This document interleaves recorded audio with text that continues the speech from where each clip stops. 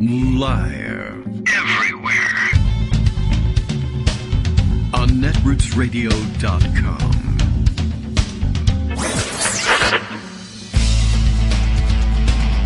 David Waldman. Kagro. In the morning. Now, here's David Waldman. Hey, good morning, everybody. How you doing? It is Tuesday, February 15th, 2022. Yeah, Eastern Orthodox Valentine's Day, probably too. Not actually the Ides of February. February doesn't have an Ides. I think we learned that along the way. You know, we learn so much along the way. And isn't that the truth? And isn't the real treasure the things we learned along the way? Okay, well, let's see. Plenty to discuss today since we ruined yesterday by wasting it entirely on strange procedural things that will probably never happen. But you're well prepared to discuss why they're unlikely to happen. And the mechanics of how it'll go are very likely anyway. If it does, it was a little kind of worth it. But I feel like we fell behind on breaking news stories and things that we're going to have to round up in the lightning round now. And we're behind the 8 ball. And we don't even play billiards. So, how did we get here? This is annoying and stupid. All right. Well, plenty that we can catch up on. And Bill has some ideas about what some of those things might be. As he tweets from Portland, Maine, the Kagro in the Morning radio show is live now. True fact, Kagro X, that's me. I'm not in Portland, Maine, if you're brand new to the show. Has never been dumped by Mazars USA. That's true. That's never happened. Or any accounting firm. That's likely also true. I don't know if they would have if I had stuck around long enough. But anyway, that means you can trust every word he says today, up to and including booger. That's true. That was on the list for today. How did you know? Yeah, I guess that's some of the big TFG news of the day. I don't think we had it in time for yesterday's show, but we can pretend that we might have and say, oh, we missed out on discussing all of this because we were busy talking about the disqualification clause of the 14th Amendment. But, obviously it's something that people have given some thought to and are now reviving interest in it. And there's the Madison Cawthorn case. And, hey, we can always hope. And they should settle this question. This is an interesting question, and it turns on a point that Republicans have not been entirely consistent on. As between how they, and there's room for inconsistency as between how you treat congressional races and presidential races because of the role that Republicans think is reserved for the state legislatures when they deal with presidential elections. But also, that should be taken as a sign that the founders contemplated a mixed system wherein the states would, in fact, have some significant control over elections for federal positions. So, a mixed bag. Anyway, you're likely more or better versed in it than anyone you'll converse with, unless, of course, it's a gathering of listeners to the show, in which case, you're all on equal footing. All right, so we can catch up on the various pieces of news and various tips that several of you have sent for more obscure pieces of news. We'll dive in to what's in pocket and pull that crap out and see if we can catch up with things. There's the news that Trump's accounting firm, Mazars USA, as Bill mentioned, has dumped Trump. I didn't even mean to do it that way, but okay. They dumped Trump as a client in a fairly significant way. Basically, the upshot of it is that the accounting firm that has been willing to take Trump's money for a decade or more to say that he's got a high net worth and he's a very wealthy individual and that all of the stupid brags that he makes about how much wealth he's got are true, and so therefore you can trust him when you loan him money. They now say, most of that is actually garbage. We now are dropping him as a client. We don't ask us to come back on because we have what they say, unwaivable conflict of interest of some kind, and that's interesting too. To look at. The New York Times has a more detailed article on it. The news broke via Twitter, for those of us connected that way. yesterday, so there were bits and pieces being passed around. They have a more comprehensive article. But like I said, the upshot of it is, in breaking off with him, they also said in a letter to still Trump CFO Alan Weisselberg, is that right? And said, by the way, we're the firm that prepared all of the statements of net worth for the Trump organization, and I guess for Trump himself personally, for about a decade, and we withdraw those now. Essentially, it sounds like that through the course of their own double checking, I suppose, plus tips they got from reading the news, they basically said, it's come to our attention that we always kind of suspected you were probably lying to us about the value of certain of your assets so that we would inflate them, as you wanted us to inflate them, and overstate your net worth.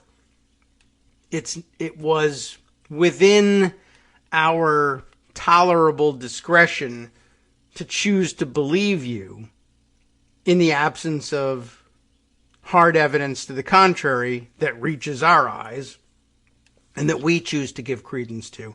And we chose to believe you and prepare these statements based on your word that they were true, and it was really going to be your problem. And we were willing to take on some of the liability by saying we heard you say that those were your words, and we had no reason that anyone could bring into a court, for instance, and prove that we knew you were lying. But now that's changed, and it seems clear that if we maintain our relationship with you and continue to vouch for your net worth statements, someone will be able to prove with solid evidence that we had reason to know that you were lying and should have spoken up. So we're speaking up now and saying anybody who ever relied on any of the statements we prepared based on your word for this 10-year period should be on notice that we no longer stand by those things. And a lot of those things include hundreds of thousands or even hundreds of millions of dollars, I should say, worth of personal loans and business loans to the company as well, all of which, these banks would be perfectly within their rights to call in now all of a sudden. And who knows? We'll see what Trump has to say about this thing. I'm sure he'll release a statement today. I guess my bet is if I'm Donald Trump, and why not pretend to be Donald Trump, right? Historically, I guess we can make a prediction about how he treats this, and he puts out a statement that says, my former, now never Trump, the accounting firm Mazars USA has been taken over by never Trumpers. That kind of thing. I assume that he makes the claim they no longer stand by these statements of net worth because they underestimated my net worth, and they're embarrassed. My net worth is now twice as high, and they're resigning out of embarrassment for having ripped me off the whole time and told me I was only worth $1 billion when I was worth at least $3 billion. And, there are people who are dedicated to believing whatever he says when he says things like that, and might very well be willing to do it. And who knows, maybe some of them even own banks. Here's the factual-ish reporting. I say factual because it comes from a newspaper. I say factual-ish because it comes from the New York Times. Accounting firm cuts ties with Trump and retracts financial statements. The firm, Mazars USA, said in a letter that it could no longer stand behind the annual statements, which are central to an investigation by the New York Attorney General. And that's the part that makes you actually want to say we want to cut ties. If they're also central to loans made on the basis of that information being at least close to true by the likes of Deutsche Bank and others. But then, of course, lots of non-bank lenders who don't care whether you're telling the truth necessarily about your net worth until they lose their money, at which point I assume they kill you. But at any rate, the worrisome part for the moment for Mazars is, these annual statements are central to the investigation by the New York Attorney General. There will be questions not only about whether or not Trump knew he was lying about his net worth, but whether Mazars knew that Trump was lying about his net worth, and they don't want to answer those questions. Well, they don't want to answer him in court. They want to answer him here and now where there's no particular liability that attaches, except for possibly, that's the other thing. Trump could and probably will sue them for defamation, or try to in some fashion. But they don't want to answer questions in court. Did you have reason to believe that this might not be true? Well, now the answer is yes, and now you know that answer is yes, and I can't say no anymore without getting myself in trouble, so therefore I'm withdrawing from the whole thing. Ben Protest and William K. Rashbaum reporting this on Valentine's Day, taking time out of their Valentine's Day to get this reported, and then go home and express their love for, I don't know, somebody. The significant others of the Protest and Rashbaum world. Donald J. Trump, maybe each other. I don't know what their relationship is. You can hold out hope. You know, all the soap opera watchers watching the soap opera of the New York Times day to day probably have been hoping for Ben and William to get together for years, but just been unable to say so out loud. Anyway, Donald J. Trump's longtime accounting firm cut ties with him and his family business last week. We're only learning now. Well, we were busy. It was Valentine's Day. Saying it could no longer stand behind a decade of annual financial statements it prepared for the Trump Organization, court documents show. The decision, which was disclosed to the company in a February 9th letter from the accounting firm. So that is last week, isn't it? When was it? Let's see. Yesterday was the 14th. 13, 12. So Friday was the 11th. So Wednesday. And we are only learning this now because everyone was worried about getting their Valentine's Day flowers in order or whatever. Disclosed to the company in a February 9th letter. Disclosed, I think, to the Trump Organization, I guess is what they mean. Comes amid criminal and civil investigations into whether Mr.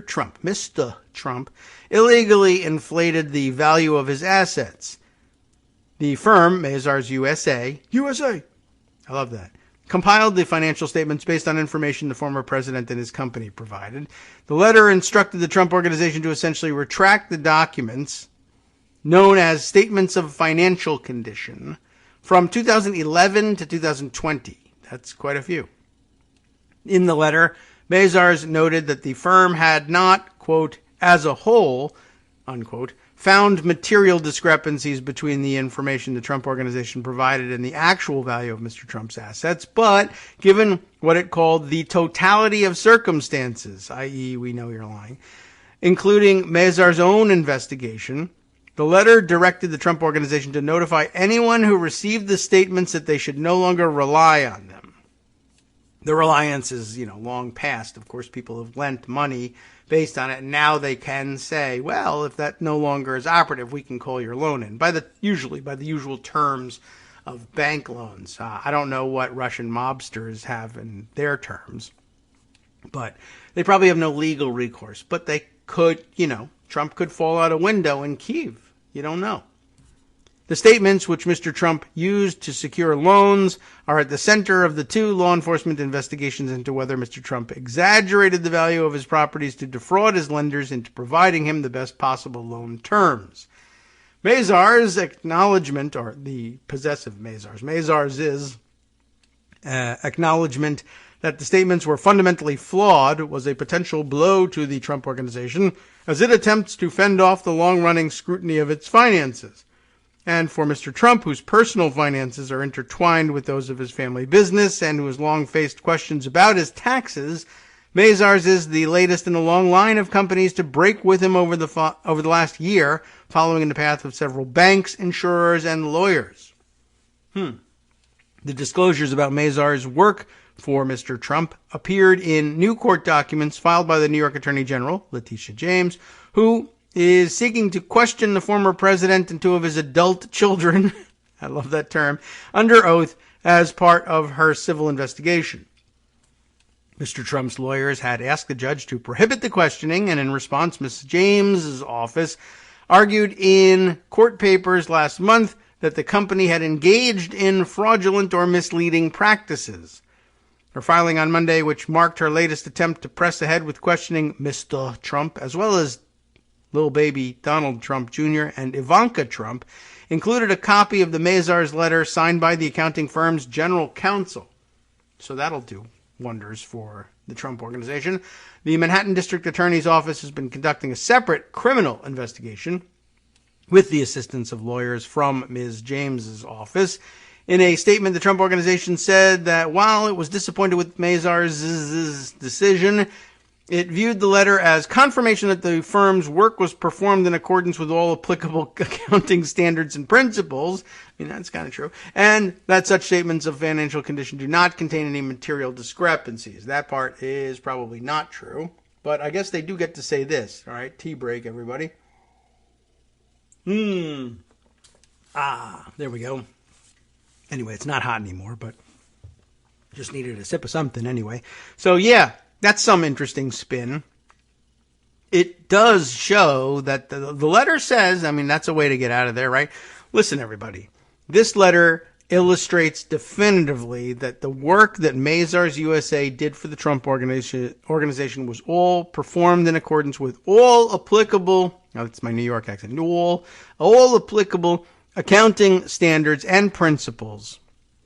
Now, if you stop right there, it's like, well, yes, one of the accounting principles it is in accordance with is the one that says if you find out that your client has been lying the whole time and it's too late and you've already issued the statements, you got to resign the account and withdraw your backing for the statements. So that's true. They're still operating, as far as we know, within in accordance with all applicable accounting standards and principles. But then the rest of the part, that such statements of financial condition do not contain any material discrepancies. They don't, because they've been disavowed. I guess that's true. I mean, you could try that as a spin, right? This right here, though, is a material discrepancy. I know, and that's why they've disavowed it. And so, therefore, this is no longer a valid statement of financial condition. And so, therefore, it's just a scrap of paper, throw it out, poof, there go the material discrepancies along with it. I guess you could try that as a spin. I don't know if anybody's going to buy that one.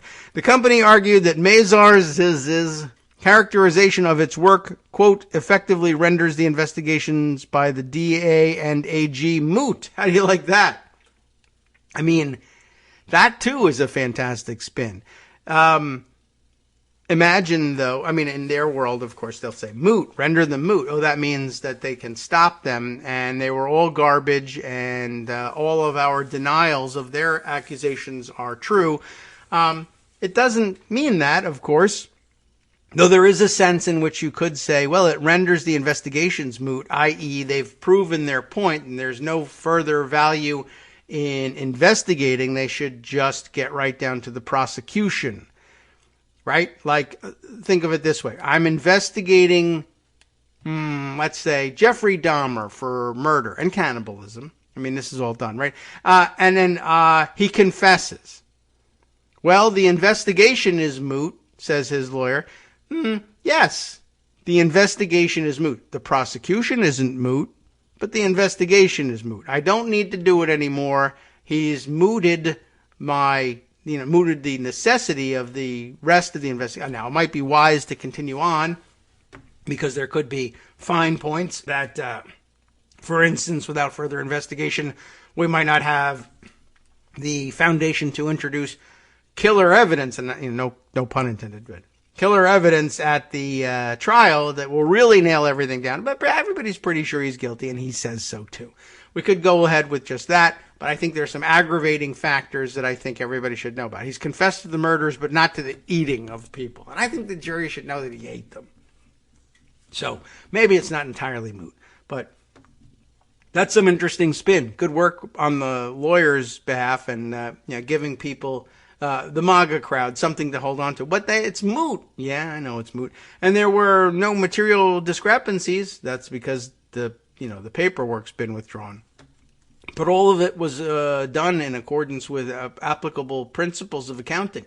That's right, and that's why they withdrew. But these are things you are allowed to say. Mazars first moved to split with the Trump organization last spring and wound down its work during a transition to a new accounting firm, according to people with knowledge of the relationship. But the letter withdrawing the statements represented a sharper break, and its disclosure in the court filing was the first time the end of the business relationship has been made public. In a statement The accounting firm said that under our standards of professional ethics, we cannot comment on any client services or relationships. However, we can write letters saying, oh my God, they're full of it. The firm's brief letter could bolster Ms. James's investigation, which is focused partly on statements and whether they overvalued Mr. Trump's various hotels, golf clubs, and other properties. They did.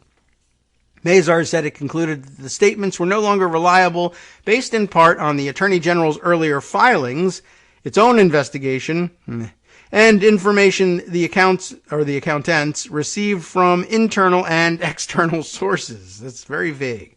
The letter added that Mazars performed its work in accordance with professional standards. We know that. Okay. It's not worth much. But, they're not admitting that they cheated. They're just saying they were misled.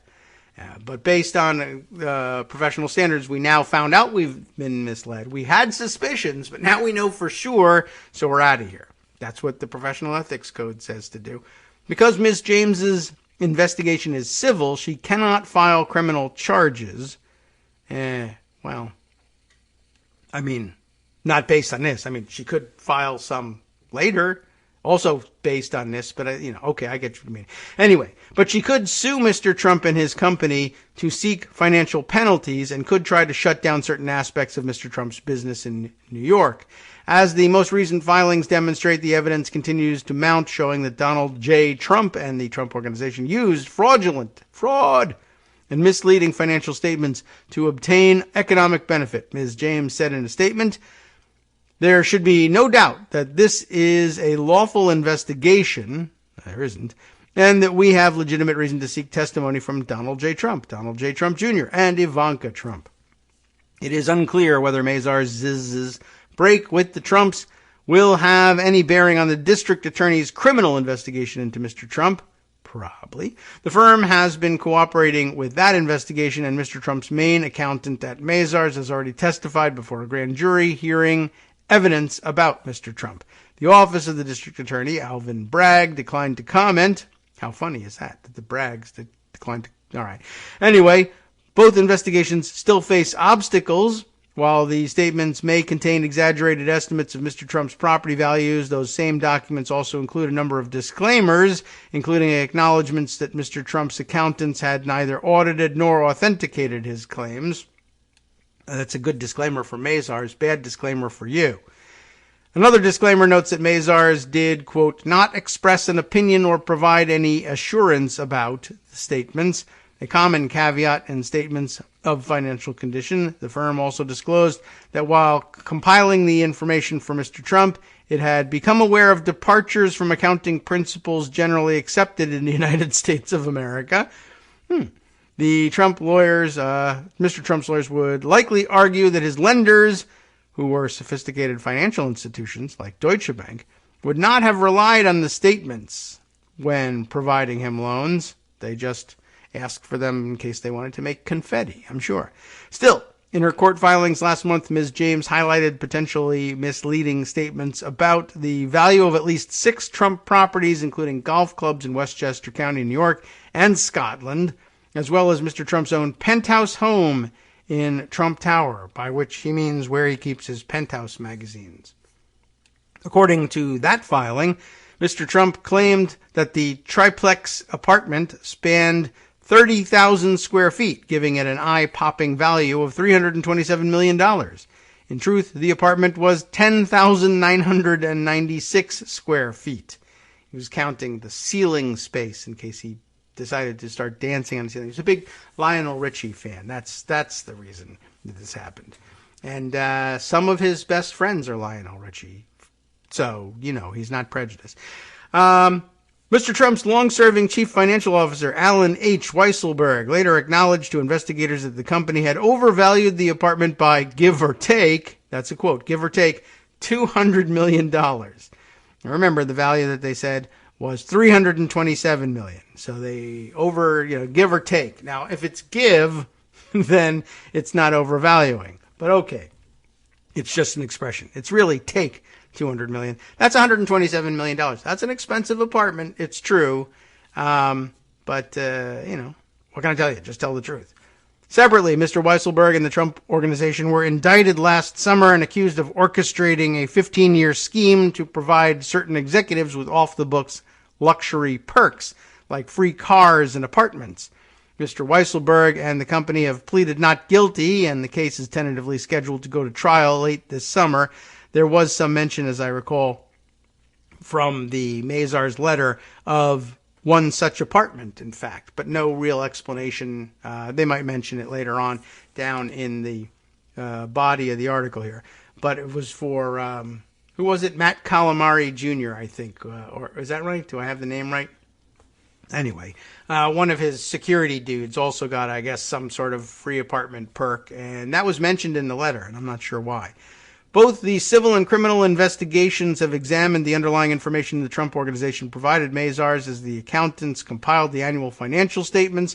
Often Mr. Trump's company would estimate the value of its properties based on recent selling prices of comparable buildings. That's not awful. A common real estate valuation method. The authorities have zeroed in on whether the company cherry-picked favorable information to essentially mislead Mazars into presenting an overly rosy picture of Mr. Trump's finances. Ms. James has argued that the Trump Organization misstated the value of his properties to lenders and insurers and the Internal Revenue Service.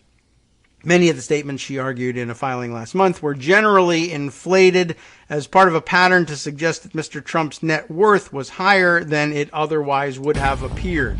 That's very gentle language for he was lying the whole time, and we know it, but that's what you can get away with and not be called out on it. And now there's good reason to believe that Mazars thinks so too. It's not a good sign. It's not an open and shut case, but it's a pretty good indicator that their evidence will be fairly strong and very convincing to a jury. If your accountant says, don't rely on us anymore, we think he lied, that'll matter. Hi, it's me, David Waldman, the same guy who was just talking to you a second ago. Our Patreon subscription drive is still going strong, with over 175 monthly donors who help keep us on the air. If we've helped keep you going during the pandemic, why not return the favor and help us keep going so we can all be together for the next disaster? Patreon.com, Patreon.com, makes it easy to make secure, recurring monthly contributions to support our show. Patreon.com/KagroX gets you straight to our donation page. Maybe you'd like to thank us for keeping you sane during the Trump era. Maybe you're looking forward to in-depth explanations of what's going on in the Biden administration. Whatever it is that keeps you listening, we need your help to keep bringing it to you. And hey, if you happen to prefer using PayPal or even the Square Cash app, we're up and running with those options too. Thanks again, everyone, for all your support. We literally could not do this without you.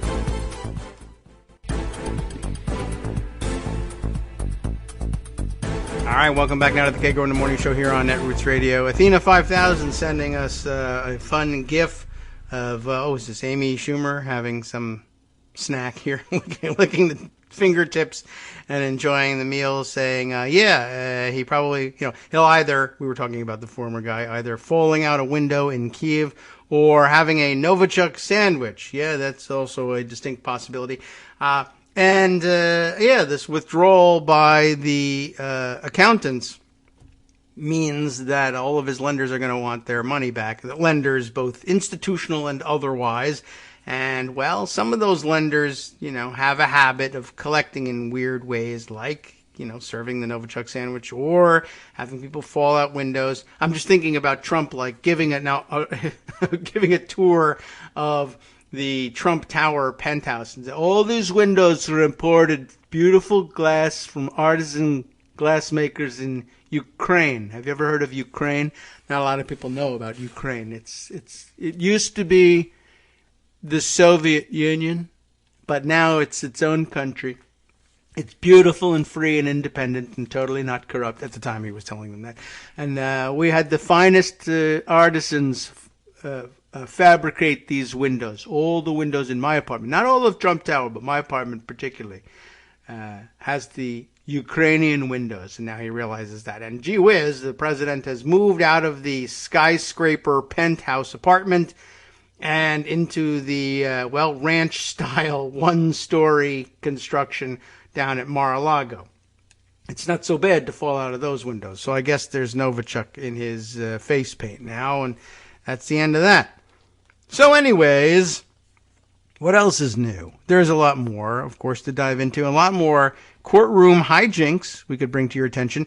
We didn't get a chance, for instance, yesterday to laugh at Sarah Palin face planting in her case against the New York Times. It's been a joke from the start, and a long-running one at that. It's finally just now gotten around to trial. And of course, there was the last-minute hiccup of her catching COVID and showing up COVID positive for the beginning of her trial, and they delayed it. And I assume that the judge was strict in requiring that she show up with negative tests in order to sit in the courtroom and go ahead with the trial. But who knows? And who knows whether they, I wouldn't put it past Palin to still be sick with COVID, but, have somebody else get swabbed on an instant test so that they can go in there. I don't know what kind of testing regimen they have at the courtrooms. Anyway, that's not the big news. The big news is, of course, that her lawsuit was never really super likely to go anywhere, but whatever. They're letting her have the trial. She's suing the New York Times for defamation, and basically what? Her claim is, even though she's a public figure, that there was some sort of conspiracy among the editorial and reporting staff at the New York Times to purposefully make her look bad, and she's going to sue them over it. Well, never likely to go anywhere. Plus, the whole thing fell apart. And now news broke yesterday, and I chose to pick up this reporting on it because it flashed across the screen. Lawandcrime.com. We've been there a couple times. Remember, a Dan Abrams production. That's what it says up in the banner. I don't know. It's just a thing. But I'm sure there'll be some newspaper reporting about it available by now. But why not take the spicier and earlier available law and crime description of what's going on here? In surprise ruling, says the headline, on the story by Adam Klasfeld, an employee of Dan Abrams, I guess. In surprise ruling, judge signals he'll throw out Sarah Palin's defamation suit against the New York Times, with the jury still deliberating. How can you do that? Well, if you've gone to law school, you understand. But at any rate, it's actually kind of explained in this, I think. Here goes Sarah Palin looking a little bit dejected and a little Botoxy, if you ask me. But that's fine. I don't mind. You can do whatever you want. What do I care what you look like? Just commenting. She's getting into her chauffeured SUV vehicle and heading home from the courthouse. It looks like arriving at the courthouse. So why is she facing the car? You're going the wrong way, Sarah. I don't know. Anyway, the article itself. With surprising timing, a federal judge indicated on Monday that he'll throw out former Alaska Governor Sarah Palin's lawsuit against the New York Times, finding that no reasonable jury could find that the paper and its editor, James Bennett, acted with actual malice. This is the judge inserting himself here and saying, I'm going to avoid any possible error, but basically the requirements of the law to demonstrate the defamation that Palin is claiming here just haven't been demonstrated by the evidence. They may have given evidence that a jury that doesn't really understand what it's doing could view and say, sure, that seems like unfair bias against Sarah Palin, but does it demonstrate the actual malice required by the defamation laws? And, I guess there's some risk of the jury saying, we don't really know what malice really means, so yeah. But the judge does, and the judge is basically saying, yeah, the problem is that somebody who understands what malice is and how it's established can tell you, well, there's nothing in evidence that sustains a finding of malice, but it is possible that a jury could be fooled into either not understanding malice or, walking away with the inference that the evidence demonstrated this malice, but really, in truth, none of the evidence necessary to demonstrate malice was actually introduced into evidence. They may have tried to introduce it into evidence, and the judge said, Now, upon objection by defense counsel saying, yeah, right, actually, that's inadmissible evidence, and the jury needs to disregard it in its deliberations. And sometimes that's hard to do because we know it's in their head, and they don't do a great job necessarily of drawing a line in between what's admissible and what's not, even though you're told to disregard it. Some people might not, or might not realize that they're not disregarding it. And you avoid that error by saying, yeah, well, I know that that was inadmissible. That's the key piece of evidence that would make the case. I told them it was inadmissible. Some of them are liable to make a mistake. And, well, let's just avoid that now because I know that that was inadmissible. That's the sort of circumstance that might lead to something like this. So, I think that there is one essential element the plaintiff has not carried its burden with, the portion of actual malice relating to belief in falsity or reckless disregard in falsity, Senior U.S. District Judge Jed Rakoff remarked from the bench. The jury was still deliberating when Rakoff issued his ruling. My job is to decide the law, he said. The law sets a very high standard. The court finds that that standard has not been met. I think it doesn't do us any good, really, to have him leave it at my job is to decide the law. Your job is to decide, whether or not the law is being correctly applied. Might have been a helpful expansion on the statement. Because, of course, you have the originalist types, the Federalists out there, the Federalist Society types anyway, saying, no, your job isn't to decide the law, you call balls and strikes. Well, that's really what he's trying to say here. My job is to decide when the law is being correctly applied and when it isn't. The law requires a demonstration of actual malice. That hasn't happened. I don't care what the jury thinks at this point because I know what they should and shouldn't be allowed to consider in this. And, in all likelihood, they're smart people and they will, in fact, disregard the things I told them to disregard. But rather than wait around for the mistake to be made, I'll tell you what ought to have happened. A jury that was really following the instructions would find for the defense here.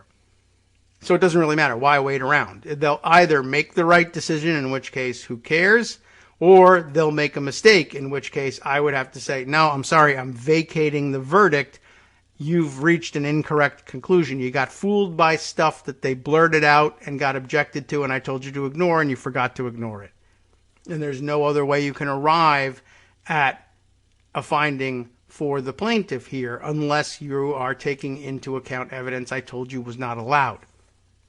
So anyway, a one-time vice presidential candidate on John McCain's ticket. We have to give background on Sarah Palin now because people could forget, or people could have come of age while she was a has-been already. At any rate, the folksy Palin, that's nice, once sold merchandise with the motto, "Suck it up, cupcake," because she was such a tough chick, right? Everybody is a snowflake. If you don't like it, you can, wear. All right, so here's the t-shirt. It's basically the forerunner of Trump t-shirts that say "F your feelings." And, it's what?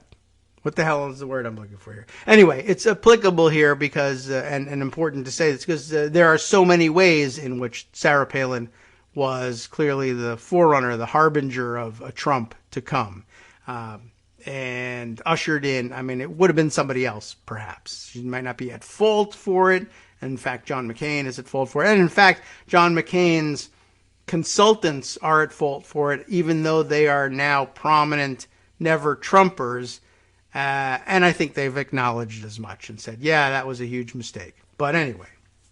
So he used to have merchandise that said, "Suck it up, cupcake," but here she is suing for defamation.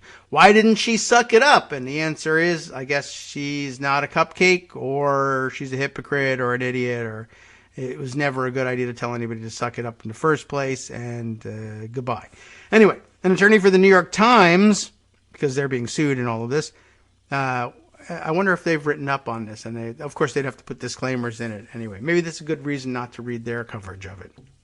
But an attorney for the New York Times threw those words back at her during closing arguments on Friday. That's fun.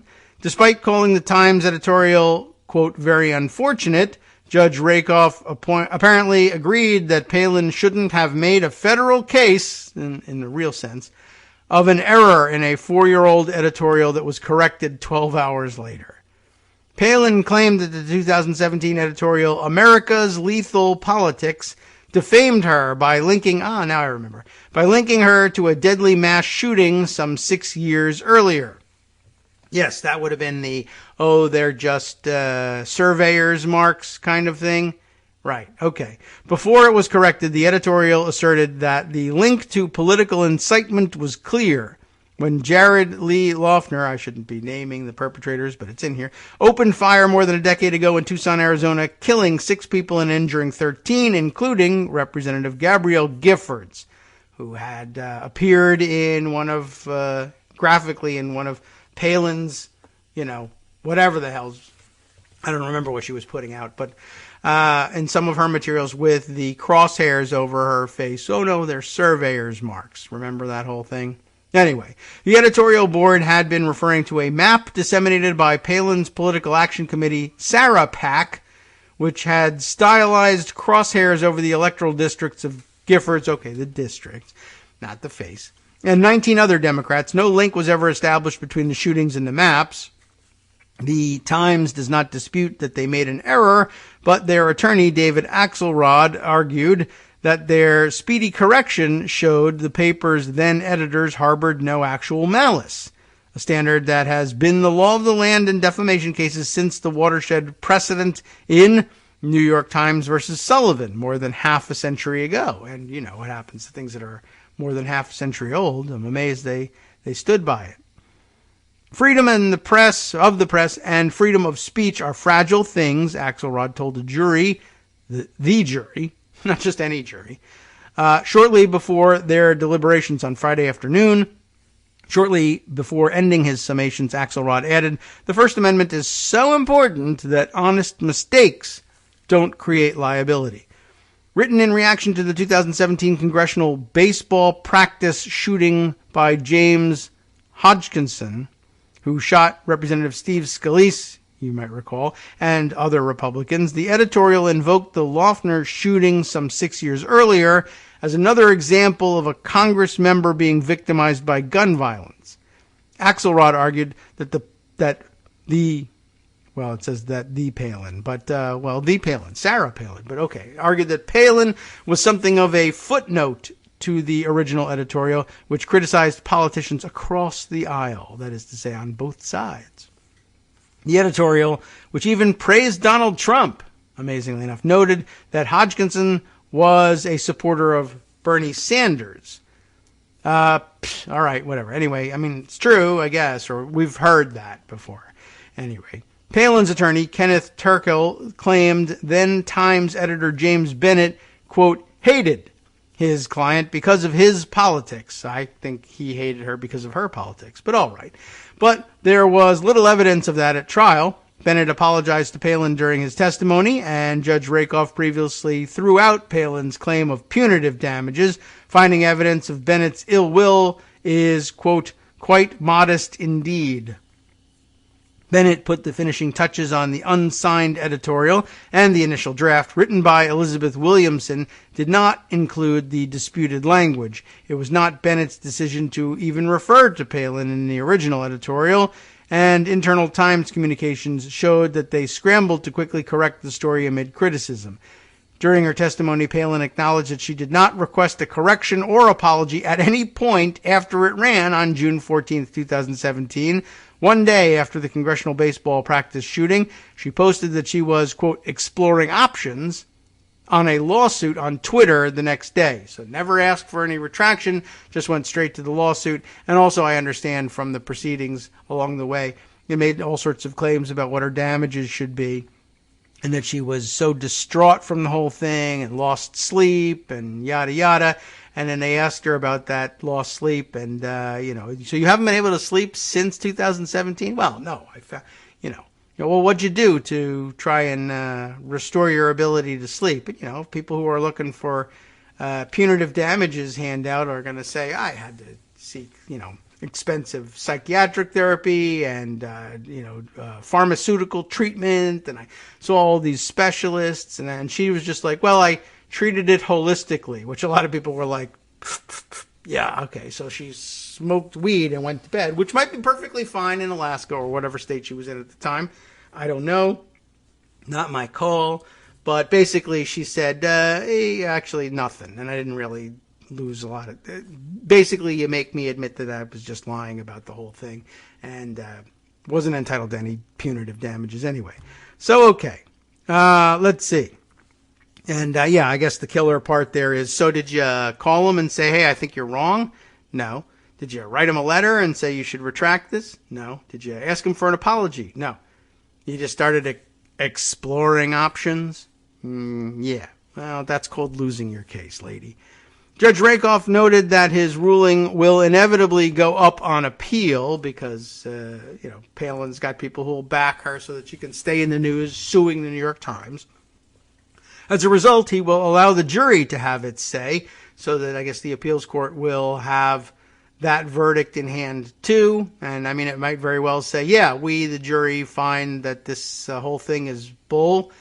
And in addition to which, the judge also says it was totally unproven. And they'll appeal, and the appeals court will say, nobody agrees with you, lady, and we don't either. The Court of Appeals, I think, will greatly benefit from knowing how the jury will decide, Rakoff said.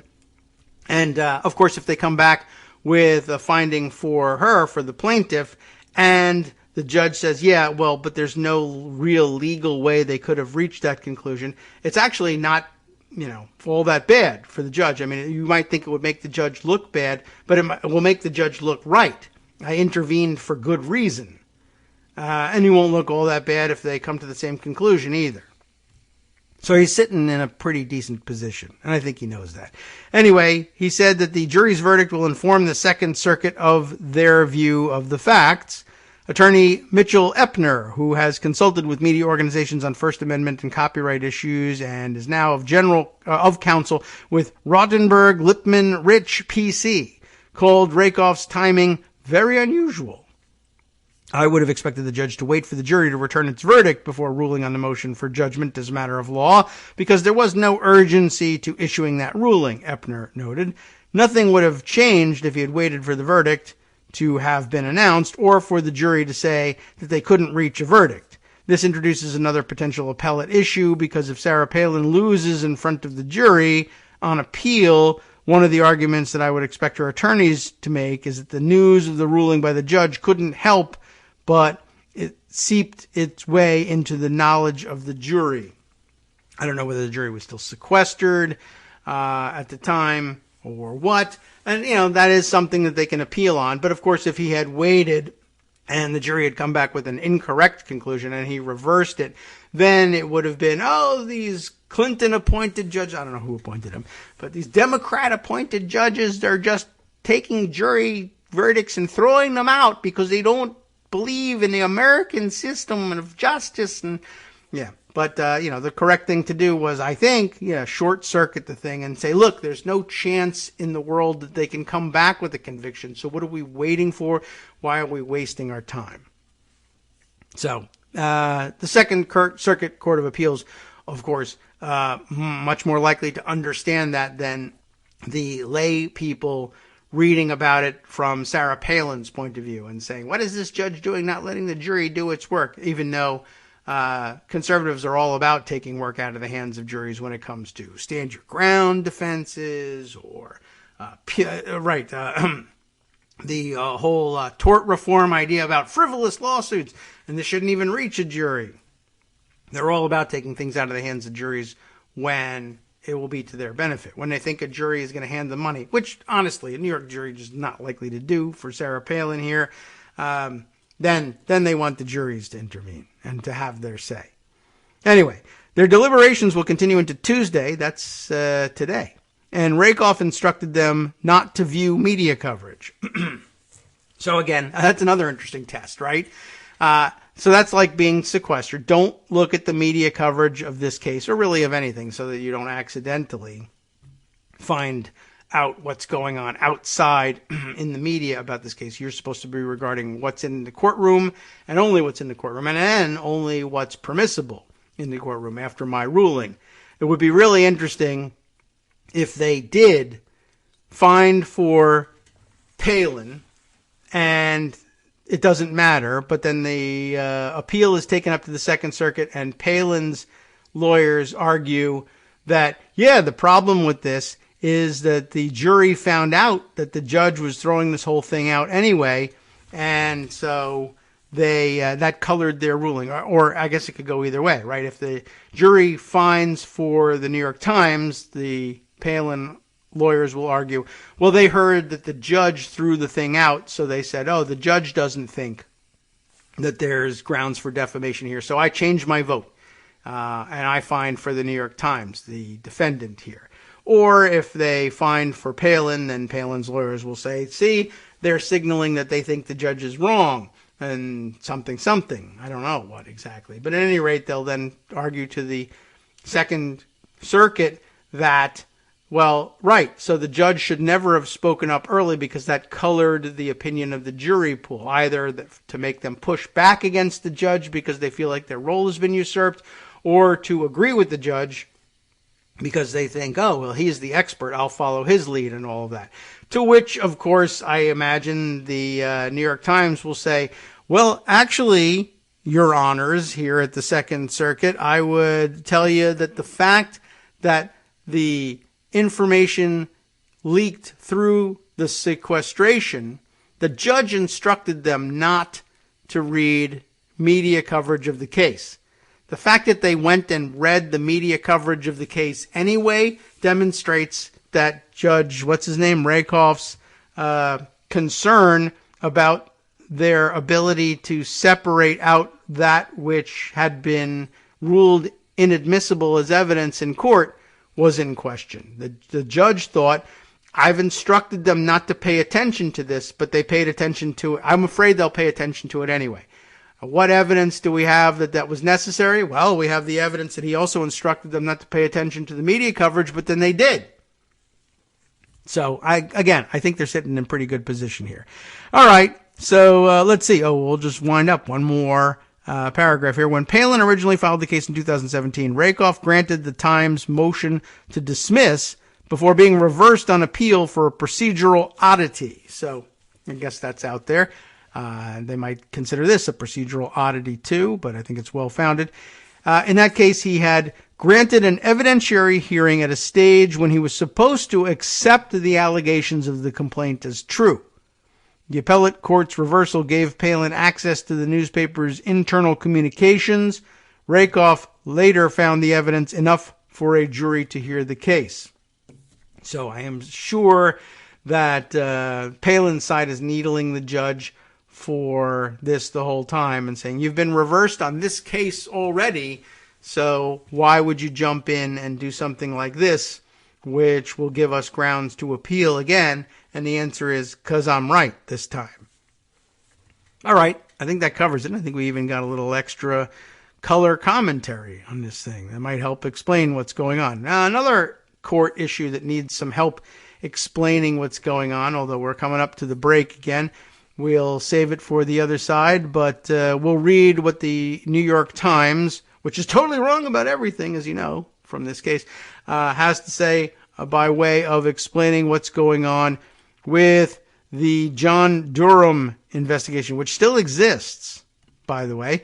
And there was big news in that investigation yesterday in that there was nothing really. But I mean, they made some filings, and of late, the entire show over in the Durham investigation has been about, it looks like, since nothing ever comes of the investigation, it just looks like all his filings are about tossing red meat to MAGA supporters, I guess, although why he's so bent on doing so, I really have no idea. Trump's no longer president. There's no more reward available from him or from Bill Barr.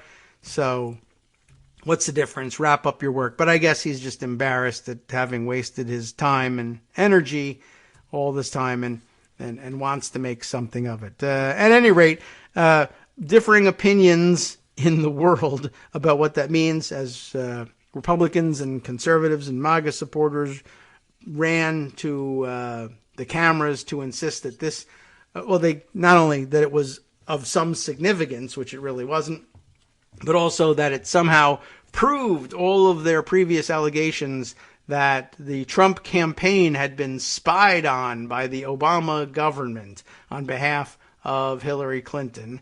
And it doesn't prove that.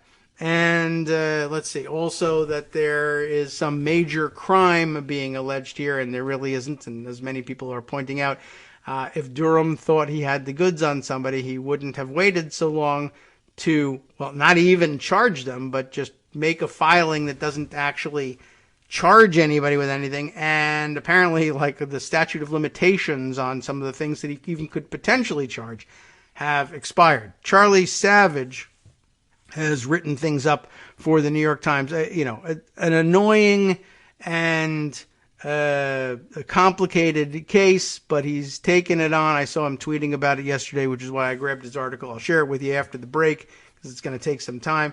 Basically saying, here another case which takes some time to unravel, but if you've got the mental capacity to follow the law here, you'll figure out why all of this is garbage. But if you are a reactionary just looking for a quick fix on Fox News or for Tucker Carlson to, what did he run, like a Chiron last night, or maybe that was Jesse Waters, Hillary Clinton is the real insurrectionist and yada yada, that sort of stuff. But if you go in for things like that, then it's easy to take the quick headline hit and not bother to figure out what's actually going on and just believe that it confirms all your priors. But apparently it doesn't. And Charlie Savage is pretty good at explaining such things, so we'll give him a chance to do that after the break. And then we'll catch up on a few more things and try to set the table for Jones' segment at the end of today's show. What could we possibly be talking about? Let's see. It looks like we'll get past the government shutdown bit. I think they've actually had an agreement, but I don't think that they've cemented it just yet, and they've only got a couple of days to do so. But maybe I'm wrong, and I've forgotten what happened last week.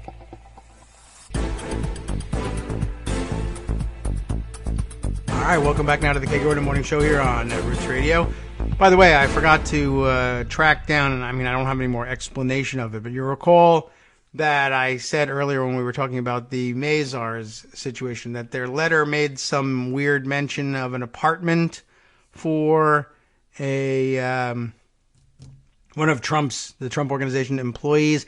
I'm relying here on this copy of the letter, which everybody's pal NYC Southpaw tweeted out yesterday, along with the comment that Mazars had effectively fired the Trump Organization, citing a non-waivable conflict, and determined that Trump's financial statements from 2011 through 2020 should no longer be relied on, in this letter to Alan Garten, filed in court yesterday. And probably no reason to read through the entirety of the letter, but in the second tweet in this thread, we see a later paragraph here down at the bottom, I guess, of the first page, before the letter continues onto the second page, which includes this paragraph: the due date to file those returns. What returns? I don't know. Tax returns. Here we are. Oh, yeah. Okay. As of this writing, there are only a limited number of tax returns that still remain to be filed, including those of Donald J. Trump and Melania Trump. That's another one of the gut punches in all this, is that these guys quit the case right in the middle of tax season. So he's got to file taxes coming up soon, as if that mattered for this guy. But anyway, anyhow, they say there's a couple of tax returns still outstanding, still remain to be filed. We will be providing you a list of those returns and their status towards completion separately. They're not going to finish them. They're saying we're kicking all this stuff out the door now, but we'll tell you whose returns still need work and how close they are to being done. The due date on those, or rather to file those returns, is February 15th, 2022. That's today. We believe the only information left to complete those returns is the information regarding the Matt Calamari Jr. apartment. That's the mention there. And Matt Calamari, I think both senior and junior, have been involved in security issues, by which that usually means, wiring the various Trump guest houses for surveillance, et cetera, as we found out was the case with the townhouse that he owns nearby the Virginia golf course and used to loan out to politicians all the time as a quote-unquote safe house, but was in fact, wired for video and sound, and who knows what he's doing with all that information. Anyway, the guy who was in charge of that was Matt Calamari, and apparently he's gotten a free apartment out of the deal with his employment with the Trump organization, and that's what they're saying. The only information left to complete on the tax returns is the information regarding that particular sweet lucre, and that's funny that they left that hanging out there. As you know, Donald Bender has been asking for this information for several months, but has not received it. Once that information is provided to your new tax preparers, the returns can be completed. However, if those returns are filed late, there may be a late filing penalty of $10,000 per return, which will likely be subject to abatement. Just warning you, et cetera, et cetera. It's just interesting that they just dropped that hint out there.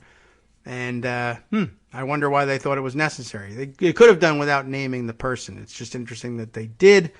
Maybe we'll find out in the future why that's important. But for right now, we don't know. Anyway, I wanted to jump over to the Times coverage from Charlie Savage on what's happening in the Durham situation. Again, the headline, court filing started not again, but for the first time, court filing started a furor, not the Hitler kind, in right-wing outlets, not the Hitler kind. But their narrative is off track. Also, really, actually, the right-wing outlets kind of are the Hitler kind. Court filing started a furor in Hitler kinds of outlets, but their narrative is off track, says the headline on Charlie's piece here.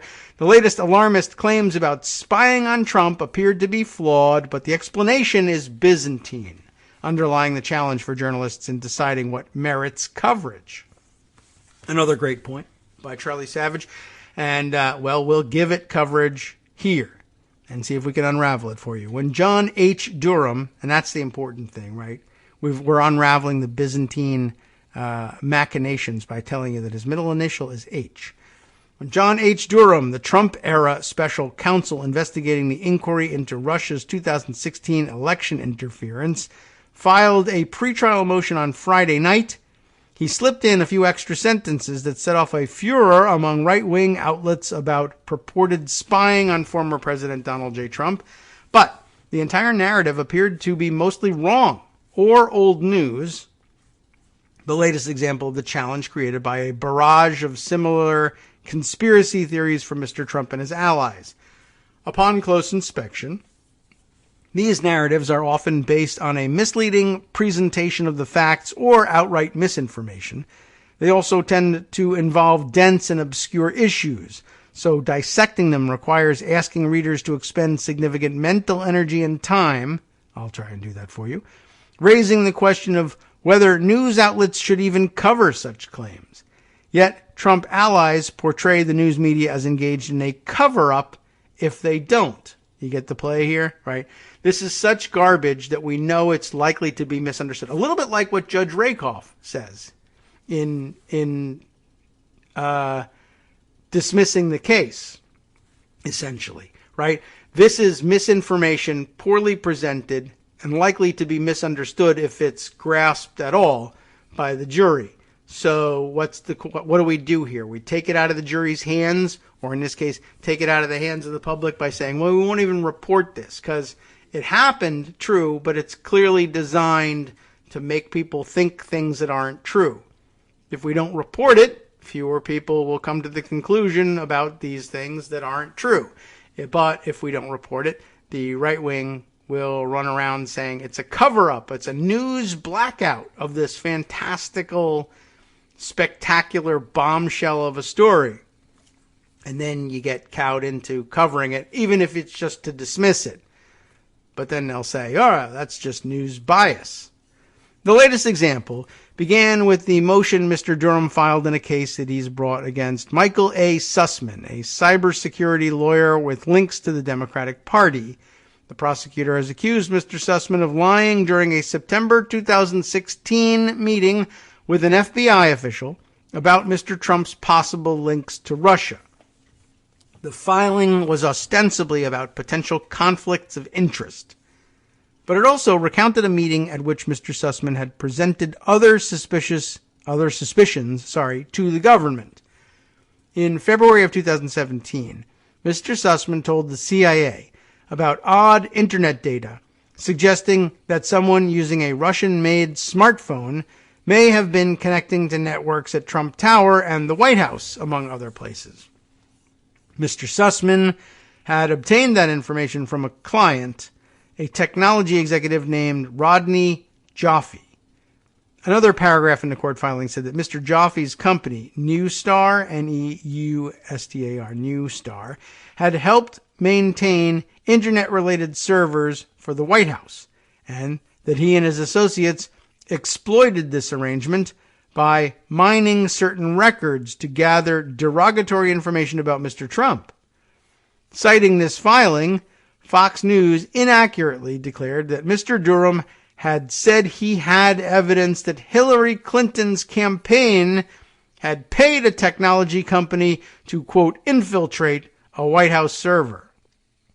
The Washington Examiner claimed that this all meant there had been spying on Mr. Trump's White House office. And there was, except it was a bug in the soccer ball that Putin gave him in Helsinki. Anyway, when mainstream publications held back, Trump and his allies began shaming the news media. The press refuses to even mention the major crime that took place. Oh, it's a Trump statement. The major crime that took place. Mr. Trump said in a statement on Monday, "This in itself is a scandal." Is it still him? "This is in itself is a scandal." I don't see him saying that. It's difficult to pronounce it. "The fact that a story is so big, so powerful, so strongly powerful, and so important for the future of our nation," which is really about the past of our nation, but okay, "is getting zero coverage from lamestream." Again, he doesn't even know how to, the lamestream media, from lamestream, "is being talked about all over the world." Not it's being talked about, is. Yeah, so once again, this in itself is a scandal. The fact that a story is so big, so powerful, and so important for the future of our nation is getting zero coverage from lamestream is being talked about all over the world. So, in other words, it's getting coverage everywhere in the mainstream. But it's people talking about how the lamestream isn't covering it, and that's not happening either. But okay. It's a rewrite of. A lot of people are talking about this. A lot of people say to me that they're talking about this thing, which the lamestream, you know what the lamestream is? They're not talking about it. But the unlame, strong stream people, they are talking about it. They're talking about that the lamestream isn't, is what they're doing. That's how powerful this story is. Not only are they talking about the story, they're talking about the people who aren't talking about the story. What do you think of that? Anyway, he's an idiot. There were many problems with all this, Charlie Savage continues. For one, much of this was not new. The New York Times had reported in October what Mr. Sussman had told the CIA, probably because the story about Sussman was in the news, and they explained why he was in the news at the time. Anyway, the Times had reported in October what Sussman had told the CIA about data suggesting that Russian-made smartphones called Yota phones, not Yoda, but Y-O-T-A, Yota phones, had been connecting to networks at Trump Tower and the White House, among other places. The conservative media also skewed what the filing said. For example, Mr. Durham's filing never used the word infiltrate, and it never claimed that Mr. Joffe's company was being paid by the Clinton campaign. Most important, contrary to the reporting, the filing never said the White House data that came under scrutiny was from the Trump era. According to lawyers for David Dagon, like dragon without an R, David Dagon, a Georgia Institute of Technology data scientist who helped develop the Yota analysis, the data, so-called DNS logs, are records of when computers or smartphones have prepared to communicate with servers over the internet whatever that means. I mean, okay, fine. It's not actual data that's communicated, but it's a log that records when computers or smartphones have prepared to communicate with other servers over the internet. Anyway, the logs come from Barack Obama's presidency. So if anybody was spied on, which they weren't, it would have been Barack Obama. But they left that part out. Isn't that crazy? What Trump and some news outlets are saying is wrong, said Jody Westby and Mark Rash, both lawyers for Mr. Dagon. The cybersecurity researchers were investigating malware in the White House, not spying on the Trump campaign. And, by the way, the Trump campaign, if it's working within the White House, it's doing wrong. It shouldn't be there. It should be done in his campaign headquarters. But okay. The cybersecurity researchers were investigating malware in the White House, not spying on the Trump campaign. And to our knowledge, all of the data they used was non-private DNS data from before Trump took office. So, non-private, not spying. Obama, not Trump. In a statement, a spokesperson for Mr. Joffe said that contrary to the allegations in this recent filing, he was apolitical, did not work for any political party, and had lawful access under a contract to work with others to analyze DNS data, including from the White House, for the purpose of hunting for security breaches or threats. After Russians hacked networks for the White House and Democrats in 2015 and 16, it went on, the cybersecurity researchers were, quote, deeply concerned. I didn't realize that Susan Collins was working for them.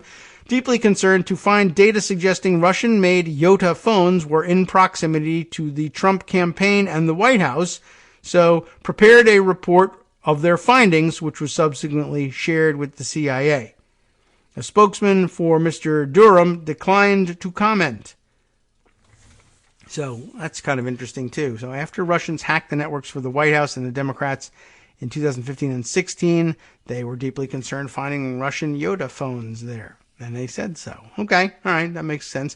Mr. Durham was assigned by the Attorney General at the time, William P. Barr, to scour the Russia investigation for wrongdoing in May of 2019, as Mr. Trump escalated his claims that he was the victim of a deep state conspiracy. But after nearly 3 years, he has not developed any cases against high-level government officials.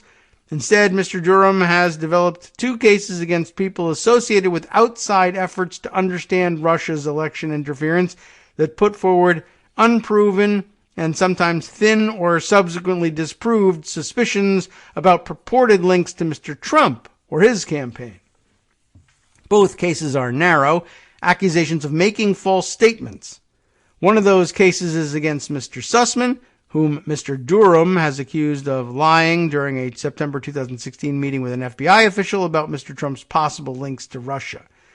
Mr. Durham says Sussman falsely said he had no clients, but was there on behalf of both the Clinton campaign and Mr. Joffe. Mr. Sussman denies ever saying that, while maintaining he was only there on behalf of Mr. Joffe and not the campaign. Both Sussman's September 2016 meeting with the FBI and the February 2017 meeting with the CIA centered upon suspicions developed by cybersecurity researchers who specialize in sifting DNS data in search of hacking, botnets, and other threats. A military research organization had asked Georgia Tech researchers to help scrutinize a 2015 Russian malware attack on the White House's network. Who was president in 2015? Obama. After it emerged that Russia had hacked Democrats, they began hunting for signs of other Russian activity targeting people or organizations related to the election using data provided by Newstar. Mr. Sussman's meeting with the FBI involved odd data that the researchers said might indicate communications between the Trump organizations and Alpha Bank. Remember them? A Kremlin-linked institution. The FBI dismissed suspicions of a secret communications channel as unfounded. In the indictment of Sussman, Mr. Durham insinuated that the researchers did not believe what they were saying, but lawyers for the researchers said that it was false and that their clients did believe their analysis. Okay. The meeting with the CIA involved odd data that the researchers said indicated that there had been communications with IOTA servers in Russia coming from networks serving the White House. Also, Trump Tower and Mr. Trump's Central Park West apartment building, and Spectrum Health, a Michigan hospital company that also played a role in the Alpha Bank matter. Inexplicably enough. The researchers also collaborated on that issue, according to Ms. Westby and Mr. Rash, and Mr. Dagon Dagan, I don't know how he pronounces it, had prepared a white paper explaining the analysis, which Mr. Sussman later took to the CIA. Mr. Durham's filing also cast doubt on the researchers' suggestion that interactions between devices in the United States and IOTA servers were inherently suspicious, saying that there were more than 3 million such DNS logs from 2014 to 2017, and that such logs from the White House dated back at least that long. But Mr. Westby, or Ms. Westby, and Mr. Rash reiterated that IOTA phones are extremely rare in the United States and portrayed 3 million DNS logs over 3 years as paltry and small relative to the billions and billions of logs associated with common devices like iPhones. IOTA lookups are extremely concerning if they emanate from sensitive networks that require protection, such as government networks or people running for federal office, they said.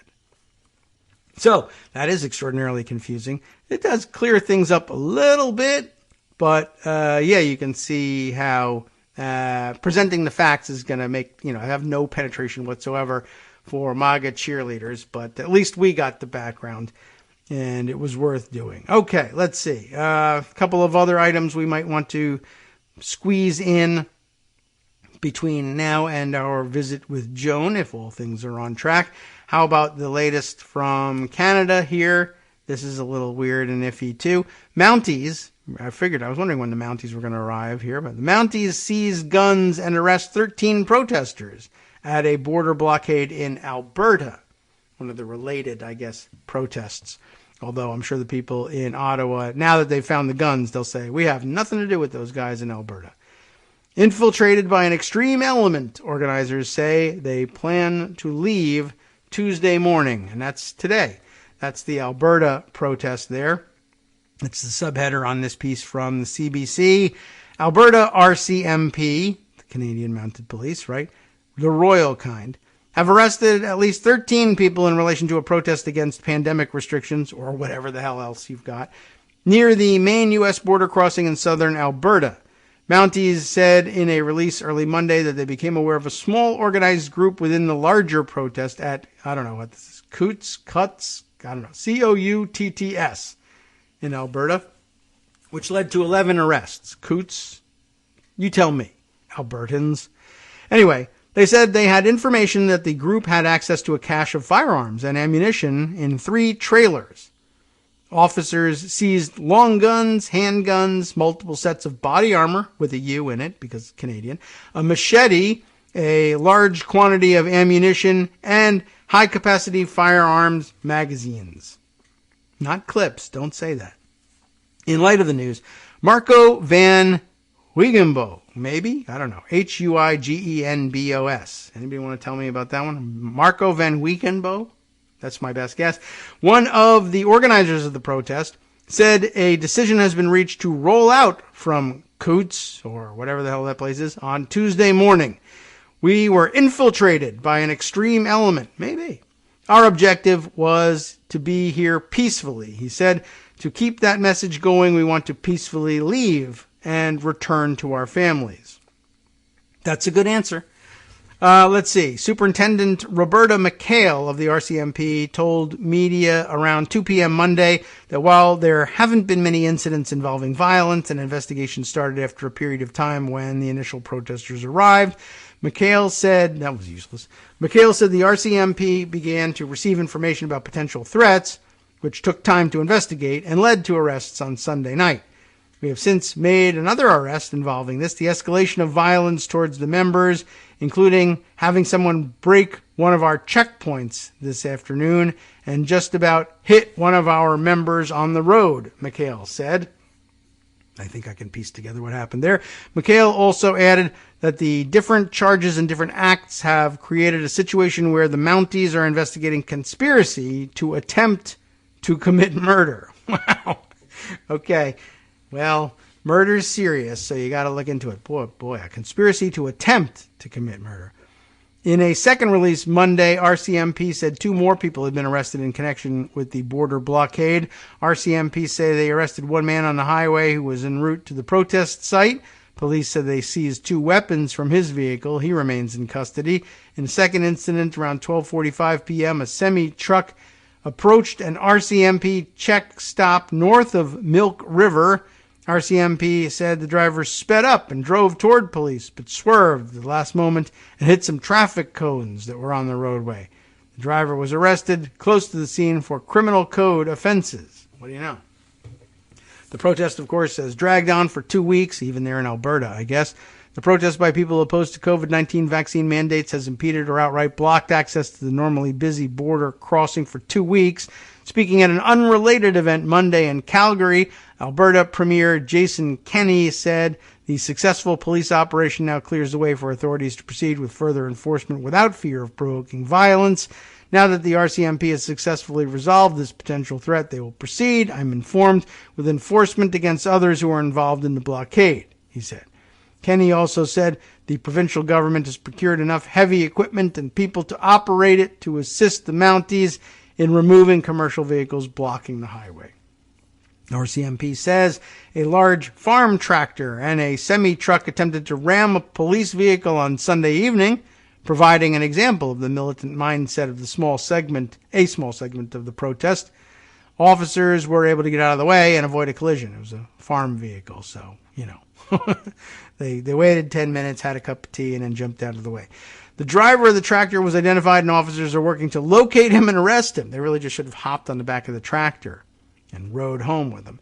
Anyway, yes, that's true. A small group had willingness to use force, the RCMP says. One of the organizers of the truck convoy blockade, Marco Van Wiegenbo, said the protesters at the border are being peaceful. He denies there were any threatening comments or actions that would prompt the arrests.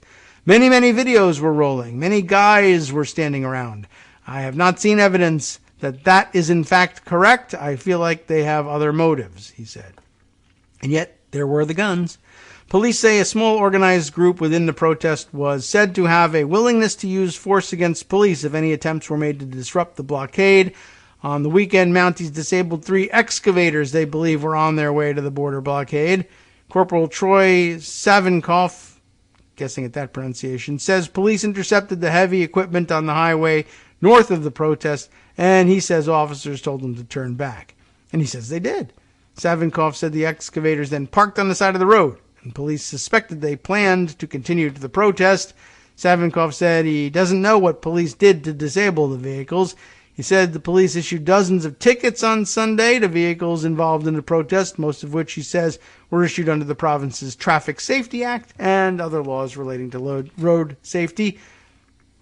And then I guess a little bit of more information about their grievances and who else might be making complaints, etc. There's more to it, but I think the important part of that bit of news, guns showed up at the protest. Police found out about it and seized them. Nobody hurt. That's good news.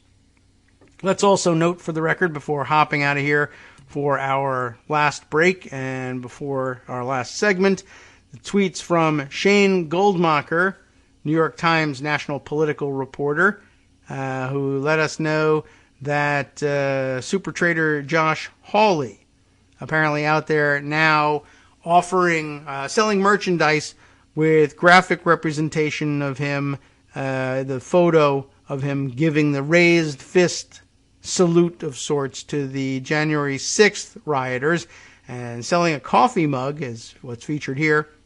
It says, Josh Hawley, show me strong. Get it like show me state, Missouri, right? And then a picture of him with the raised fist here. Under his notes here at New, Josh Hawley is officially selling his 1/6 fist pump as a mug. And who knows on what other merchandise he might be selling it. But here's the the pitch they have for it. Liberals are so easily triggered, and this new mug is really whipping the left into a frenzy. Josh isn't scared. He's show me strong. Boy, oh boy, this is just such garbage copy. But okay, this Made in America mug is the perfect way to enjoy coffee, tea, or liberal tears. So you can see, he's unreformed and unrepentant. And, that's a big deal for them, and they love the image of it and all. But certainly clearly shows that he's not at all whatever. I don't know. Sorry about what he did. Not that we ever really felt that he was going to do something like that. But okay, insurrectionist probably ought to be stripped of his ability to serve in federal office by the disqualifications clause of the 14th Amendment. But we covered that yesterday. Next up, Joan McCarter after this. Hi everyone, it's me, Gil. Minimal contributor to content, but regular contributor to funding for Kagro in the morning. Let's change things up from David's so very tired plea for your contributions with a plea of my own. If you want to add your voice to the show, do it. Record your own segment using your favorite recording device and send it to David. Read an article and give your opinion. Write your own essay and read that. The sky's the limit. Well, not really. Try to keep it relatively short so David doesn't have to stress about cutting it and hurting your feelings. Join the hallowed ranks of Greg Dworkin and Joan McCarter and be part of this somewhat witty deep dive into political topics with unnecessary censoring. Lend your voice to the show by sending it to kagrox@gmail.com. KAGROX@gmail.com.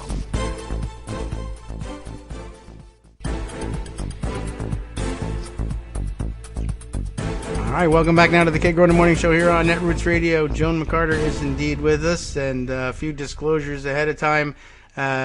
Not feeling great, but it's not COVID, and there's an official test that proves it and everything. And I checked with this ahead of time. We have all our documents signed. I'm not violating our HIPAA or anything like that.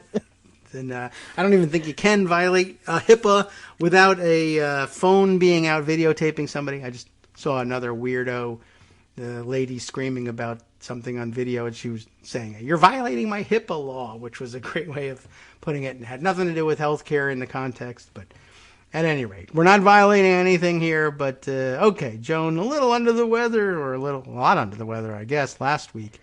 A lot under the weather, but the antibiotics are going to kick in.